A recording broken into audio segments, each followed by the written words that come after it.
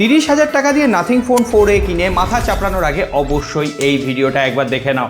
আর এই ফোনটা 1 মাস ব্যবহার করার পর আমি একদম শিওর হয়ে গেছি এই ফোনটা নিয়ে রাস্তায় বেরোলে কেউ না কেউ জিজ্ঞেস করবে এই বস এটা কি ফোন। তবে চুপি চুপি বলে দিই, ফ্রেমটা কিন্তু পলিকার্বনেটেড। তবে হ্যাঁ, যে স্ট্রিপ লাইট ডিজাইনটা দেওয়া হয়েছে সেটা নাথিং ফোন 3 থেকে অন্তত বেশ ম্যাচিওর ডিজাইন লেগেছে। সুতরাং ডিজাইনে 10-এ 10 না দিতে পারলেও 8 দিয়ে দেওয়াই যায়। তবে কি বলতো, 30,000 টাকার প্রাইসে তো আর কেউ টেলিফটো সেন্সর দিচ্ছে না। এখানে কিন্তু নাথিং সেই ভুলটা করেনি, 50 মেগাপিক্সেলের পেরিস্কোপিক জুম লেন্স দিয়েছে, ফলে এখানে পোর্ট্রেট ছবিগুলো দারুণ আসছে। সেটা বেস্ট না হলেও এই প্রাইস রেঞ্জে যথেষ্ট মানানসই। তবে হ্যাঁ, সেলফি ক্যামেরায় কোনো রকম 4K ভিডিও সাপোর্ট নেই, এটা মাথায় রেখো। আর পারফরমেন্সের জন্য গেমিং ফোকাস না হলেও Qualcomm Snapdragon 7S Gen 4 daily লাইফে যথেষ্ট ভালো পারফর্ম করছে। আর নাথিং এর অ্যাডভান্টেজই হচ্ছে তার অপারেটিং সিস্টেম।